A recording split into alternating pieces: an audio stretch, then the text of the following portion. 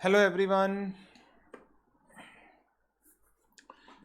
हमारा आज का रिवीजन दो स्टैंडर्ड्स पर होगा, एक एसए 330 एंड सेकंड एसए 450 के ऊपर। लास्ट सेशन में हमने 300 कवर अप किया, जिसके अंदर हमने प्रिलिमिनरी एंगेजमेंट एक्टिविटीज को, audit strategy and development of overall audit plan को डिस्कस किया। ऑडिट प्लान की डेवलपमेंट में हमने डिस्कस किया था कि audit plan will comprise of three main aspect. First one, nature, timing and extent of risk assessment procedures to be performed as per the requirement of SA 315. Second one was the nature, timing and extent of responses to assess the risk as per the requirement of SA 330. और तीसरा था other planned audit procedure so as to ensure the compliance of requirements of standards and the legal requirements. Now अब SA 300 ने plan बनाकर दे दिया, S A 315 में हमने risk assessment procedures को परफॉर्म कर लिया। रिस्क असेसमेंट प्रोसीजर को परफॉर्म करके हमने आइडेंटिफाई किया था कौन से रिस्क हैं और वो रिस्क कितने हैं, and based upon that risk अब हमने आगे के अपने रिस्पॉन्सेस को परफॉर्म करना है, और हमारे आगे के जो रिस्पॉन्सेस हैं उनको SA 330 दो पार्ट्स में डिवाइड करता है। एक पार्ट टेस्ट ऑफ कंट्रोल का है और दूसरा पार्ट सब्सटेंटिव प्रोसीजर्स का है। टेस्ट ऑफ कंट्रोल के अंदर इवैल्यूएशन है इंटरनल कंट्रोल की, so as to determine the existence, effectiveness and continuity of the internal control. Second part जो है SA 330 का, जो सब्सटेंटिव प्रोसीजर्स की बात करता है, सब्सटेंटिव प्रोसीजर्स को डिजाइन किया जाता है, परफॉर्म किया जाता है so as to determine accuracy, completeness and validity of the accounting data. So start करते हैं SA 330 के साथ।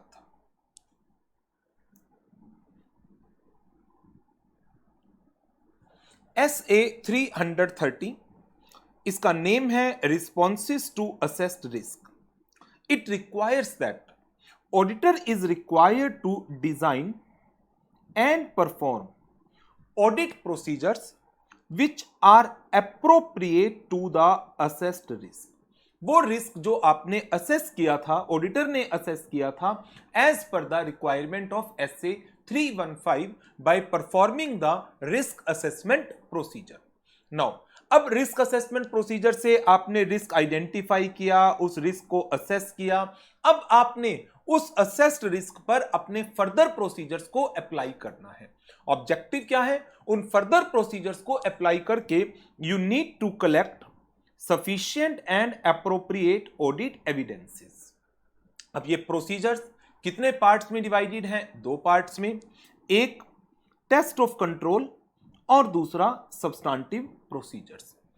टेस्ट ऑफ कंट्रोल ये क्या है? वो प्रोसीजर्स जिनको डिजाइन किया गया है, परफॉर्म किया जाता है to determine operating effectiveness of the controls. किस पर्पस के लिए? For the purpose of prevention, detection and correction. Prevention, detection and correction किसका? मटेरियल मिस स्टेटमेंट्स का एट द असर्शन लेवल। किसके लिए? For transactions, account balances and disclosure. इसकी assertions भी आप लोगों ने SA 315 के अंदर पढ़ी थी। जो प्रोसीजर्स डिजाइन किए गए to determine operating effectiveness of the controls in prevention, detection and correction of material misstatements at assertion level in relation to individual transactions, account balances, disclosures, उनको हमने क्या नाम दिया है? टेस्ट ऑफ कंट्रोल का नाम दिया है। एंड टेस्ट ऑफ कंट्रोल के through auditor audit evidences collect कर रहा है। Number 1, application of control. क्या ये कंट्रोल्स एक्चुअल में अप्लाई किए गए हैं? इसका क्या मतलब हुआ? क्या ये कंट्रोल एग्जिस्ट करते हैं? कंसिस्टेंसी ऑफ कंट्रोल्स, क्या ये control through out the accounting period जिसके लिए फाइनेंशियल स्टेटमेंट्स बनाई गई हैं कंटिन्यू रहे? By whom and by what means such controls are applied, that means इनकी इफेक्टिवनेस, किन तरीकों से इन कंट्रोल को अप्लाई किया गया है, किस पर्सन ने इन कंट्रोल को अप्लाई किया, top management, middle management, lower management, ये कंट्रोल कंप्यूटराइज्ड कंट्रोल है, ऑटोमेटेड कंट्रोल है, सिस्टम जनरेटेड कंट्रोल है, मैनुअल कंट्रोल्स हैं। दैट मीन्स हम बात कर रहे हैं इनकी इफेक्टिवनेस के एविडेंसेस की। देन फिर ऑडिटर ने टेस्ट ऑफ कंट्रोल्स को परफॉर्म करके अपने ऑडिट एविडेंसेस को कलेक्ट किया और उन ऑडिट एविडेंसेस को इवेलुएट करने के बाद ऑडिटर फाइंड आउट करता है क्या कंट्रोल एग्जिस्ट करते हैं और ये कंट्रोल इफेक्टिव है। यदि इंटरनल कंट्रोल एग्जिस्ट करते हैं, इंटरनल कंट्रोल इफेक्टिव है, तो इसका रिजल्ट क्या होगा, जो हमारे सब्सटेंटिव ऑडिट प्रोसीजर्स हैं अकाउंटिंग डाटा की एग्जामिनेशन के लिए, वो लेस एक्सटेंसिव हो जाएंगे। लेकिन यदि इंटरनल कंट्रोल एग्जिस्ट नहीं करता या इंटरनल कंट्रोल एग्जिस्ट करता है बट वो इफेक्टिव नहीं है, तो vice versa means internal control की वीकनेसेस के केस में हमारे सब्सटेंटिव प्रोसीजर्स मोर एक्सटेंसिव हमें परफॉर्म करने पड़ेंगे। एंड यदि इंटरनल कंट्रोल एग्जिस्ट नहीं करते या इंटरनल कंट्रोल में डेफिशिएंसीज हैं, तो आपको इस डेफिशिएंसी की रिपोर्टिंग करनी है as per the requirement of SA 260 and 265 to whom, to the management and TCWG through a letter, जिसको आप नाम देते हैं लेटर ऑफ वीकनेस का। Auditor should communicate the weaknesses to the management or TCWG as per the requirement of SA 260 and 265. Now, अब internal control के reference में 3 special considerations हैं जो आपको देखने हैं। नंबर 1, दो कंसीडरेशन है, 3 नहीं, 3 वो सब्सटेंटिव में आएंगे। इंटरनल कंट्रोल में 2 मेन स्पेशल कंसीडरेशंस है। पहला पार्ट है, क्या आप इंटरिम पीरियड के ऑडिट एविडेंसेस को यूज कर सकते हैं। इंटरिम पीरियड से हमारा मतलब क्या है, जो पीरियड एक शॉर्ट पीरियड है then the full accounting year. Accounting period कितना है, अकाउंटिंग पीरियड है पूरा 1 अप्रैल से 31 मार्च का, बट मैंने क्या किया, मैंने इंटरनल कंट्रोल के एविडेंस कलेक्ट किए पहले 3 महीने के लिए। 3 महीने के एविडेंसेस के बेस पर क्या मैं ये कंक्लूड कर सकता हूं कि ये इंटरनल कंट्रोल पूरे साल के लिए था? नो। यदि आप इंटरिम पीरियड के audit evidences in relation to internal control को यूज करना चाहते हैं, तो इन दैट केस क्या रिक्वायर्ड है, जो पीरियड बचा हुआ है, the period which is subsequent to the interim period, इस पीरियड के अंदर आपको चेक करना पड़ेगा क्या कोई सिग्निफिकेंट चेंजेस हुए हैं, और यदि कोई सिग्निफिकेंट चेंजेस हुए हैं तो इन चेंजेस के रेफरेंस में आपको असर्टेन करना है क्या एडिशनल प्रोसीजर्स आपको परफॉर्म करने चाहिए फॉर दिस रिमेनिंग पीरियड, जो आपका ये रिमेनिंग पीरियड बचा हुआ है। तो इसमें 2 मेन वर्किंग हमारी आ जाती है। Number 1, auditor should obtain audit evidences किस चीज के लिए, for the significant changes subsequent to the interim period, determine the additional procedures to be performed and additional evidences to be obtained for the remaining period, जो remaining period बचा हुआ है उसके additional evidences। now second part है अब इसका जो special consideration है, क्या हम पिछले सालों की ऑडिट के दौरान जो इंटरनल कंट्रोल की इवैल्यूएशन के ऑडिट एविडेंसेस कलेक्ट किए गए थे, क्या हम उनको यूज कर सकते हैं। लेट्स से कि हमने फाइनेंशियल ईयर 18-19 की ऑडिट की, फाइनेंशियल ईयर 19-20 की ऑडिट की, और अब फाइनेंशियल ईयर 2021 की ऑडिट कर रहे हैं। अकाउंटिंग डाटा हर साल चेंज होगा, लेकिन क्या इंटरनल कंट्रोल की पॉलिसीज, प्रोसीजर वो एवरी ईयर चेंज होती हैं? Generally no. तो यदि रेकरिंग ऑडिट का केस है तो इस सिचुएशन में यदि आपने last year internal control check किए हैं, उससे last year internal control check किए हैं, और करंट पीरियड में आपको लगता है कोई सिग्निफिकेंट चेंज नहीं हुआ है, यदि कोई सिग्निफिकेंट चेंज नहीं हुआ तो क्या मैं प्रायर पीरियड के ऑडिट एविडेंसेस को यूज कर सकता हूं करंट पीरियड के लिए इंटरनल कंट्रोल के। I am not talking about accounting data, क्योंकि अकाउंटिंग डाटा तो चेंज होगा हर साल। हर साल की फाइनेंशियल स्टेटमेंट अलग है, बट कंट्रोल की पॉलिसीज तो दे मे remain same.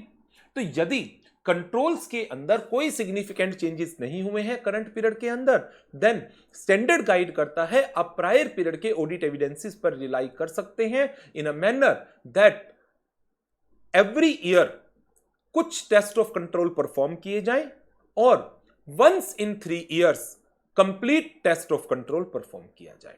So you may rely on the evidences obtained during the prior period in a manner that at least once in 3 years entire test of controls to be performed and few testing should be carried out every year.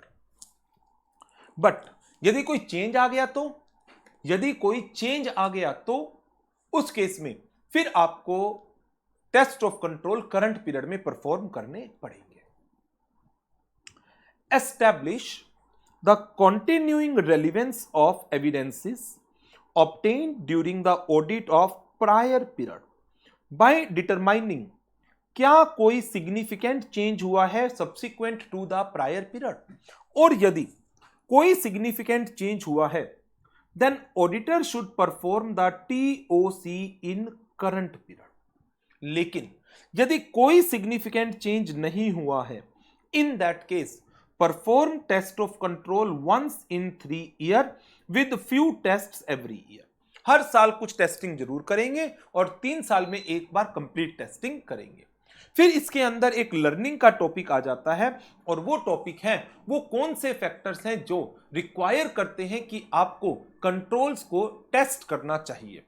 यदि internal controls में आपको लग रहा है कि control environment deficient है, controls in IT के through हो रहा है तो जनरल आईटी कंट्रोल डेफिशिएंट है, कंट्रोल्स की मॉनिटरिंग में डेफिशिएंसीज हैं, या कंट्रोल आईटी बेस्ड है लेकिन उसके अंदर मैनुअल इंटरवेंशंस बहुत ज्यादा है, मैनेजमेंट इंटरवीन कर रही है इन कंट्रोल्स के अंदर, या जो पर्सन कंट्रोल एप्लीकेशन से रिलेटेड पर्संस थे उनमें सिग्निफिकेंट चेंजेस हुए हैं, वो पर्सोनल वो staff during the year change किया गया है और सर्कमस्टांस में कोई चेंज आता है तो deficient control environment 1, deficient monitoring of control 2, significant manual element to the relevant controls, personnel changes that significantly affects the application of control, change in circumstances that indicate the need for change in the control and deficient general IT control. Deficient general IT control. So ये various factors हैं जो आपको guide करते हैं कि आपको controls की retesting करनी चाहिए। याद करने वाला टॉपिक है। नाउ अब इसके बाद आगे बात करते हैं सब्सटेंटिव प्रोसीजर्स की। सब्सटेंटिव प्रोसीजर्स क्या है? अकाउंटिंग रिकॉर्ड्स में फाइनेंशियल स्टेटमेंट्स के अंदर मटेरियल मिस स्टेटमेंट्स को आइडेंटिफाई करने के लिए, डिटेक्ट करने के लिए जो प्रोसीजर्स परफॉर्म किए जाते हैं। सब्सटेंटिव प्रोसीजर्स दो तरह के होते हैं, एक टेस्ट ऑफ डिटेल और दूसरा substantive analytical procedures. Procedures which are designed and performed किस लिए? To detect material misstatements in the financial statements and accounting records. Substantive procedures comprise of test of details and substantive analytical procedures. Timing क्या होगा substantive procedures का? यदि substantive procedures perform किए गए for interim period, interim period अब वही चीज कि मान लीजिए ये कंप्लीट फाइनेंशियल ईयर है और आपने एक क्वार्टर के या 4 महीने के 5 महीने के रिकॉर्ड्स आपने चेक किए, तो इसका क्या मतलब है? क्या रिमेनिंग पीरियड चेक नहीं होगा? आपको रिमेनिंग पीरियड को भी चेक करना होगा। उसके लिए आप एप्रोप्रिएट प्रोसीजर्स खुद डिजाइन कर लें। वो एप्रोप्रिएट प्रोसीजर्स वाउचिंग हो सकती है on A selective basis, selective vouching. वो प्रोसीजर्स आपके एनालिटिकल प्रोसीजर्स हो सकते हैं और अदर सिमिलर प्रोसीजर्स। नो, अब बात आ जाती है इसमें स्पेशल कंसीडरेशन की। स्पेशल कंसीडरेशन के केस में सब्सटेंटिव प्रोसीजर्स के रेफरेंस में तीन मेन बातें कही गई हैं। नंबर एक, क्या एक्सटर्नल कंफर्मेशन रिक्वेस्ट को as a substantive procedure use किया जा सकता है? एसए 330 सुजेस्ट करता है यस, एक्सटर्नल कंफर्मेशंस में be used as a substantive audit procedures for the purpose of collection of sufficient appropriate audit evidences in relation to certain assertions. For example, यदि आप किसी भी डेटर का, क्रेडिटर का या फिर बैंक बैलेंसेस को कंफर्म करना चाहते हैं, देन फॉर दैट पर्पस क्या उनके साथ कोई ट्रांजैक्शन की गई थी, क्या कोई ट्रांजैक्शन अक्कर हुई है, या ईयर एंड पर कोई बैलेंस एग्जिस्ट करता है, उसकी वैल्यू क्या है। तो एग्जिस्टेंस के पर्पस के लिए, मेजरमेंट के पर्पस के लिए, वैल्यूएशन के पर्पस के लिए, आप किसी भी असर्शन को एग्जामिन करने के लिए एक्सटर्नल कंफर्मेशंस को यूज कर सकते हैं। लेकिन यदि आप एक्सटर्नल कंफर्मेशन को यूज करते हैं तो कुछ फैक्टर्स को आपको ध्यान में रखना पड़ेगा। तीन मेन प्राइमरी फैक्टर्स हैं जिनको ध्यान में रखकर ही आपको डिसीजन लेना चाहिए whether to use the external confirmations और नॉट। पहला फैक्टर है, क्या कंफर्मिंग पार्टी के पास वो इंफॉर्मेशन अवेलेबल है जो इंफॉर्मेशन आप उनसे पूछ रहे हैं। Knowledge of the confirming party with respect to the information that has been asked in the confirmation request. Number दो, क्या कंफर्मिंग पार्टी विलिंग है, एबल है आपको ये इंफॉर्मेशन देने के लिए। एंड नंबर तीन, कंफर्मिंग पार्टी की ऑब्जेक्टिविटी। यदि कंफर्मिंग पार्टी एक रिलेटेड पार्टी है which is under the influence of client, in that case confirming party आपको अप्रोप्रिएट जानकारी नहीं देगी क्योंकि उनकी ऑब्जेक्टिविटी डाउटफुल है। तो ऐसी सिचुएशन में एक्सटर्नल कंफर्मेशन को यूज करना एडवाइजेबल नहीं रहेगा। सो क्या external confirmation as a substantive audit procedure advisable procedure है? वो डिपेंड करता है तीन फैक्टर्स के ऊपर, और वो तीन फैक्टर्स क्या क्या हैं? Number one, knowledge of the confirming party of the information to be confirmed. Ability or willingness of the confirming party to respond or to provide the requested information. And third one, objectivity of the confirming party. इसकी further detail already हम SA 505 में पढ़ चुके हैं कि external confirmation कितनी तरह की होती है, एक्सटर्नल कंफर्मेशन का डिटेल्ड प्रोसीजर, एक्सटर्नल कंफर्मेशन की स्पेशल सिचुएशन, वो सब हम ऑलरेडी एसए 505 में डिस्कस कर चुके हैं। नाउ अब दूसरा इसका स्पेशल कंसीडरेशन क्या है?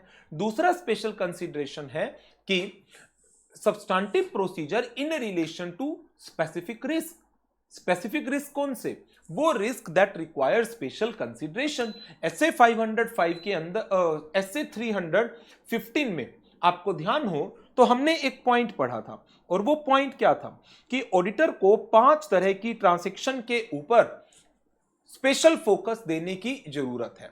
These are the 5 risks that require special consideration. कौन कौन से थे, ध्यान आ रहे हैं? Number 1, risk of fraud. दूसरा, सिग्निफिकेंट इकोनॉमिक अकाउंटिंग डेवलपमेंट। तीसरा, complexity of the transactions. Fourth, related party transaction. And fifth, significant unusual transactions like transactions outside the ordinary course of business. So ऐसे ट्रांजैक्शंस, ऐसे risk जहां पर specific consideration की जरूरत है, तो ऑडिटर को अपने सब्सटेंटिव प्रोसीजर्स वो अप्लाई करने चाहिए जो इन रिस्क को रिस्पोंड कर सकें और इन रिस्क को प्रॉपरली मेजर कर सकें और उसकी अकॉर्डिंगली ऑडिट एविडेंस प्रोवाइड कर सकें। इसके मैंने कुछ एग्जाम्पल भी दिए हैं आपको। पहले तो इसके कॉन्सेप्ट की लाइन पढ़ा देता हूं। Auditor should design and perform appropriate procedures with respect to the specific risk that are responsive in nature. Example given है, यदि फ्रॉड का रिस्क है तो आप एसए 240 के प्रोसीजर्स को यूज कर सकते हैं। यदि रिस्क रिलेटेड पार्टी ट्रांजैक्शंस का है, आप एसए 550 के प्रोसीजर्स को यूज कर सकते हैं। यदि रिस्क मैनेजमेंट बायसनेस का है या subjectivity in the measurement of estimates का है, तो एसए 540 के अंदर बताए गए प्रोसीजर्स को आप अप्लाई कर सकते हैं।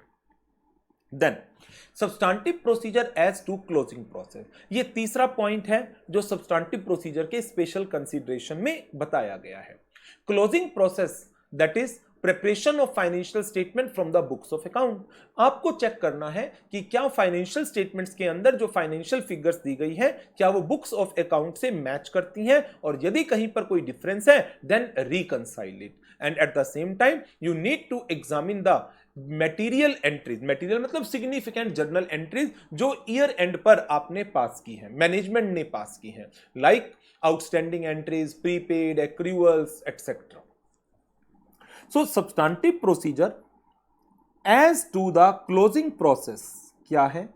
Number 1, reconcile the financial statements with the underlying records। Example, यदि आपको कैश एट बैंक चेक करना है, reconcile it with the bank statements. आपको इन्वेंट्री को चेक करना है, reconcile it with the stock sheets जो आप मैनेजमेंट ने प्रिपेयर की थी at the time of physical verification of the inventory. In addition to this reconciliation जो दूसरा प्रोसीजर आ जाता है वो है examine the significant journal entries and the adjustments made during the course of preparation of financial statements, that is prepaid, accrual, outstanding etc. So substantive procedures के अंदर 3 special considerations बताए गए हैं। नंबर 1, क्या एक्सटर्नल कंफर्मेशंस को use किया जा सकता है as a substantive procedures? Number 2, substantive procedures that are responsive to specific risk. And third one, substantive procedures in relation to the closing process. Now, अब हमने ये जो प्रोसेस परफॉर्म किए थे ये किस लिए किए थे, किस पर्पस के लिए हमने इन प्रोसीजर्स को परफॉर्म किया था? For the purpose of collection of sufficient and appropriate audit evidences. अब मैंने टीओसी को परफॉर्म कर लिया, टीओडी को परफॉर्म कर लिया, तो जब कंप्लायंस, सब्सटेंटिव दोनों प्रोसीजर परफॉर्म हो जाते हैं तो उसके बाद एज ए ऑडिटर मुझे डिटरमाइन करना है कि क्या मेरे पास sufficient appropriate audit evidence collect हुए या नहीं हुए। यदि आपको sufficient appropriate audit evidence collect हो गए, इन दैट केस आपको उनको इवैल्यूएट करना है, अपना कंक्लूजन ड्रॉ करना है, and that conclusion need to be expressed in the form of an opinion. However, दूसरा इसके अंदर दूसरी सिचुएशन आ जाती है, और वो दूसरी सिचुएशन क्या है कि यदि आपने ऑडिट एविडेंसेस कलेक्ट किए लेकिन जो ऑडिट एविडेंस कलेक्ट किए वो सफिशिएंट एप्रोप्रिएट नहीं है। अब क्योंकि वो सफिशिएंट एप्रोप्रिएट नहीं है तो आपको क्या करना पड़ेगा? You need to perform additional procedures. Additional procedures के थ्रू आपको सफिशिएंट एप्रोप्रिएट ऑडिट एविडेंसेस को कलेक्ट करना पड़ेगा। लेकिन यदि आप एडिशनल प्रोसीजर्स परफॉर्म करने के बाद भी सफिशिएंट एप्रोप्रिएट ऑडिट एविडेंसेस को कलेक्ट नहीं कर पाए तो फिर आपके पास कोई और सॉल्यूशन नहीं बचता except to modify the opinion as required by SA 705। तो ये इसका लास्ट टॉपिक आपको मिलेगा।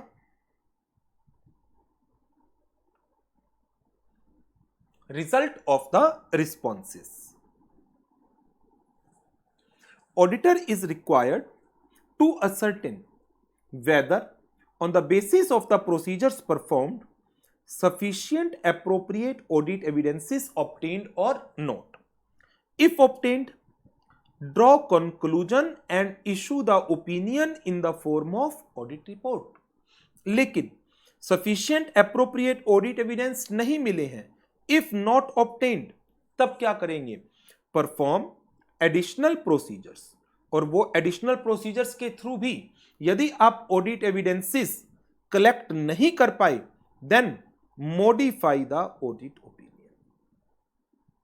मॉडिफाई द ऑडिट ओपिनियन, ये हो गया हमारा SA 330, जिसने हमें कहा कि SA 315 के अंदर आपने जो रिस्क असेस किया था उस रिस्क को, उस असेस्ड रिस्क के एप्रोप्रिएट रिस्पॉन्सेस आपको डिजाइन करने हैं और परफॉर्म करने हैं। और वो एप्रोप्रिएट रिस्पॉन्सेस 2 तरह के होते हैं। Number 1 test of control and number 2 substantive procedure. Test of control also known as the compliance procedure. Now अब आपने इंटरनल कंट्रोल इवैल्यूएट कर लिया, अकाउंटिंग डाटा एग्जामिन कर लिया, सारा काम हो चुका है। सबसे पहले प्लानिंग हुई, प्लान के बाद RAP परफॉर्म हुआ, RAP के बाद TOC परफॉर्म हुआ, TOC के बाद सब्सटेंटिव प्रोसीजर्स परफॉर्म हो गए। आपने फाइनली अकाउंटिंग डाटा एग्जामिन कर लिया।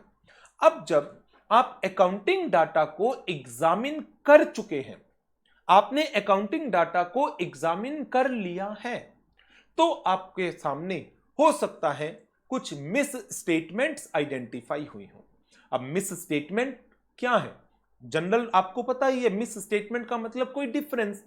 एसए 450 मिस स्टेटमेंट वर्ड को डिफाइन करता है और बताता है the term misstatement is the difference in between 4 items, difference of amount, classification, presentation and disclosure of a reported financial item. एक financial item जो आपने रिपोर्ट की है इन द फाइनेंशियल स्टेटमेंट, उसका डिफरेंस है किसके साथ? Amount, classification, presentation and disclosure of that item as required by FRF.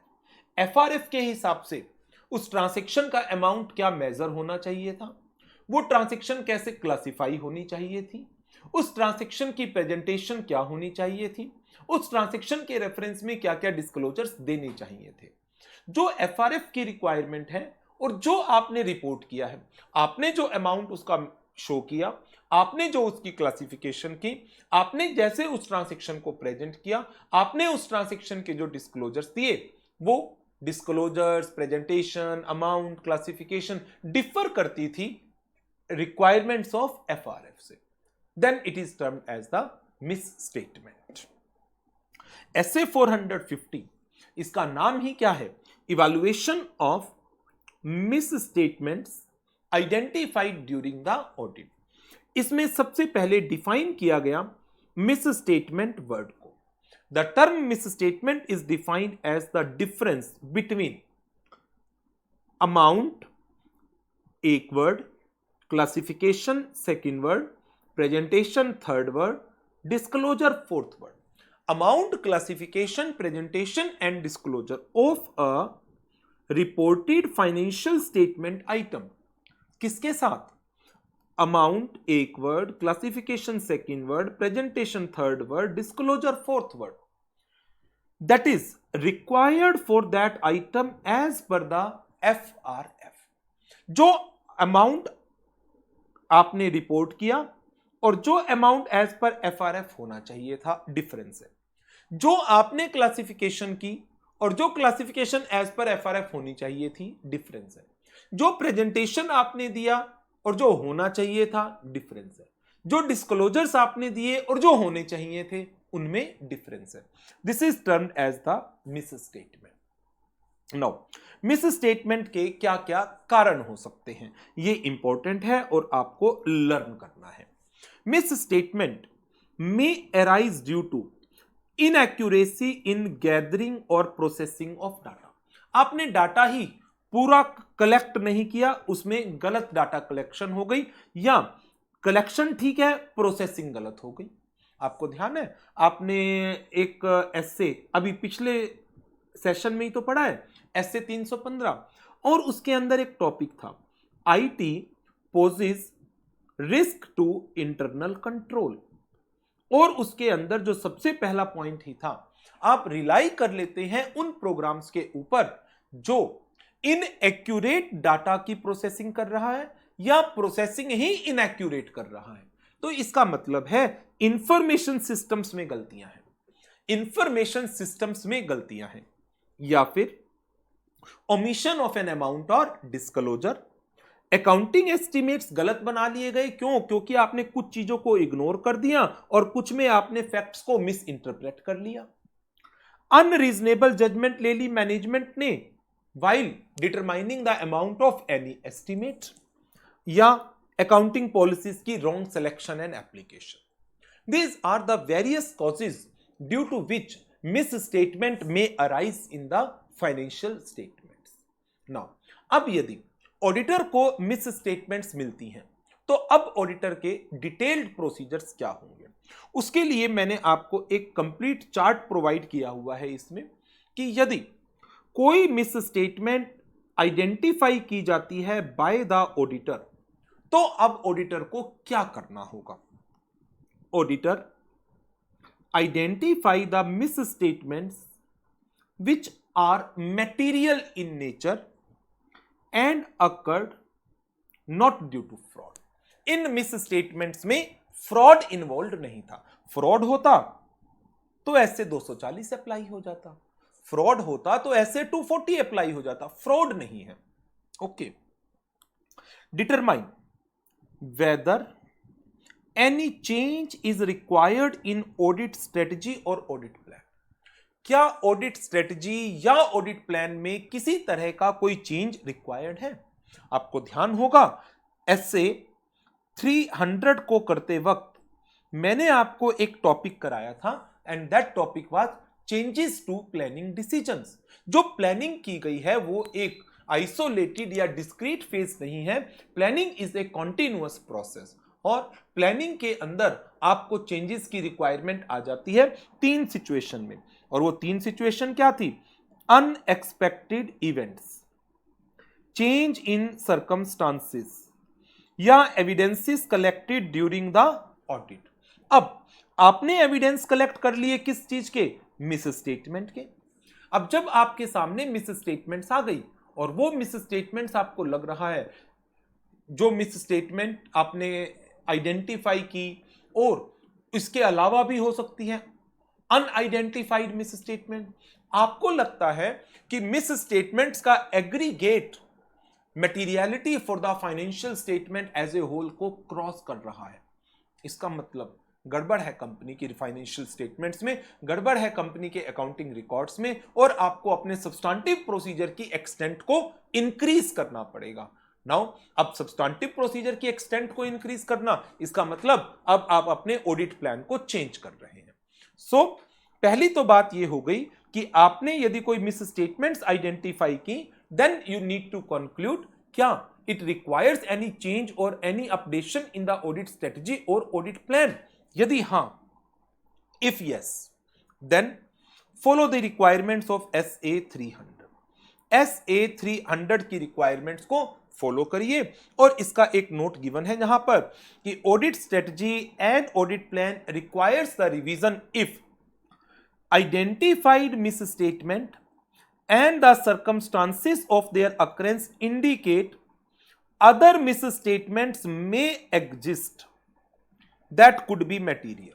और भी misstatement हो सकती हैं या aggregate of misstatements जो आपने accumulate की वो materiality for the financial statement as a whole को approach कर रही है, उसके बराबर पहुंच रही है, that means financial statements में significant गलतियां हैं। तो अब मुझे अपने प्लान्स को और स्ट्रेटजी को अकॉर्डिंगली रिवाइज करना पड़ेगा। नाउ ये तो हो गई एक बात। अब बात कर लेते हैं दूसरी, communicate to management with a request for necessary correction. Management को कम्युनिकेट करिए और रिक्वेस्ट करिए फॉर द नेसेसरी करेक्शंस।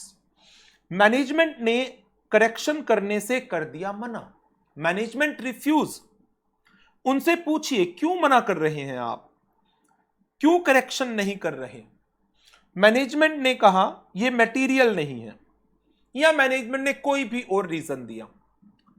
एक चीज तो है कि यदि यह मटेरियल ट्रांजैक्शन है तो मैनेजमेंट मना नहीं कर सकती, तो मैं इस ट्रांजैक्शन की मटेरियलिटी को एक बार दोबारा से रीअसेस करूंगा कि कहीं मटेरियलिटी की कंसीडरेशन में मेरे से तो कोई गलती नहीं हो गई ना, कि मुझे भी तो ये चीज जज करनी थी कि क्या ट्रांजैक्शन मटेरियल है या जो मिस स्टेटमेंट है वो मटेरियल है या नहीं है। मैनेजमेंट के रीजन सेटिस्फैक्टरी नहीं है और ट्रांजैक्शन में जो गलती मुझे मिली वो मेरी ओपिनियन में मटेरियल है, मिस स्टेटमेंट मटेरियल है और मैनेजमेंट के रीजंस सेटिस्फैक्टरी नहीं है। Reasons not satisfactory, misstatement appear to be material. क्या करें? Communicate to TCWG uncorrected misstatement, request दो ठीक कर दीजिए और बता दो ठीक नहीं करोगे तो मेरी ऑडिट ओपिनियन के ऊपर क्या इंपैक्ट पड़ेगा, मैं अपनी रिपोर्ट को मॉडिफाई करूंगा ईदर क्वालिफाइड और एडवर्स। इसके बावजूद भी करेक्शन नहीं की गई, फिर तो मेरे पास कोई सॉल्यूशन नहीं बचता except to modify the opinion. अब मैं ओपिनियन को मॉडिफाई करूंगा एंड एक रिटन रिप्रेजेंटेशन लूंगा, किससे? From management and TCWG as to their believing. क्योंकि उन्होंने मिस स्टेटमेंट को करेक्ट नहीं किया तो इसको क्या नाम दूंगा? Uncorrected miss statement. और उन्होंने ठीक नहीं किया तो उनकी ओपिनियन में ये सिग्निफिकेंट नहीं है, इट इज इमैटेरियल। इमैटेरियल। ये तो सिचुएशन तब है जब मैनेजमेंट ने करेक्शंस नहीं की। बट यदि मैनेजमेंट करेक्शंस कर देती है, if corrections being made by the management, then perform additional procedures to determine क्या मिस स्टेटमेंट रिमेन्स। सारी मिस स्टेटमेंट जो मैंने मैनेजमेंट को बताई थी सबको ठीक कर दिया ना? क्या सारी मिस स्टेटमेंट ठीक हो गई? यदि हां, ठीक है, कोई दिक्कत नहीं, बट मुझे चेक तो करना है कि जो मिस स्टेटमेंट मैंने बताई थी वो ठीक हुई या नहीं हुई। तो मैंने इसके लिए एडिशनल प्रोसीजर्स को परफॉर्म कर लिया और मैंने फाइंड आउट किया कोई मिस स्टेटमेंट नहीं बची हुई, मैनेजमेंट ने सबको ठीक कर दिया, नो मिस स्टेटमेंट रिमेन्स। ठीक है, फिर तो भैया अनमोडिफाइड ओपिनियन दे दो। लेकिन यदि आपका कहना है मिस स्टेटमेंट बची हुई है, misstatement remains, in that case management को वापिस कहो, मैनेजमेंट आपको जो हमने स्टेटमेंट्स मिस स्टेटमेंट बताई थी, आपने कहा था हम करेक्शंस करेंगे, लेकिन उसमें से कुछ करेक्शंस नहीं हुई हैं, करेक्शन कर दो। मींस ये प्रोसीजर फिर पूरा दोबारा से शुरू हो जाएगा। वापिस मैं मैनेजमेंट को बताऊंगा। तो यहां पर मैं ये कह सकता हूं कि मैं यहां से घूम कर वापिस यहां पर आ जाऊंगा। So this is about the SA 450। तो आज हमने छोटी सी ही रिवीजन की है, एक दो ही स्टैंडर्ड बस हमने कवर अप किए हैं इस रिवीजन सेशन में, 330 का और दूसरा कवर अप किया है 450 का। तो लास्ट सेशन और करंट सेशन के अंदर हमारा जो ये पूरा audit planning strategy and execution की बात थी, ये हमने कवर अप कर ली। ये चारों स्टैंडर्ड एक पर्टिकुलर सीक्वेंस में चलते हैं, 330 देन 315 देन 330 एंड 450।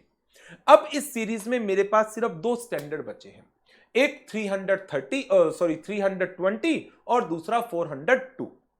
बट जो ये चार स्टैंडर्ड मैंने आपको कराए, इनसे रिलेटेड दो चैप्टर और हैं हमारे सिलेबस के अंदर। वो चैप्टर कौन से हैं? एक है audit strategy planning and programming का, और दूसरा चैप्टर है risk assessment and internal control का। तो अब पहले मैं आपको उन दोनों चैप्टर्स की क्विक रिवीजन करा दूंगा एक, क्योंकि वो दोनों चैप्टर तो इंटर के अंदर भी आप लोगों ने पढ़े हुए हैं, बट फाइनल के सिलेबस में है, कभी कभार 4-5 नंबर का क्वेश्चन उनमें से आ जाता है, ज्यादा इंपॉर्टेंट तो नहीं है, बट फिर भी क्योंकि सिलेबस का पार्ट है तो एक बार मैं आपको उनको भी क्विकली रिवाइज करा दूंगा और उसके बाद फिर हम आगे बढ़ेंगे, जो हमारे रिमेनिंग स्टैंडर्ड बच जाएंगे। ठीक है, तो आज इस सेशन को करते हैं यहीं पर ओवर, और नेक्स्ट सेशन में मैं आपको audit planning strategy and execution उसकी रिवीजन कराऊंगा। ठीक, ओके, गुड बाय।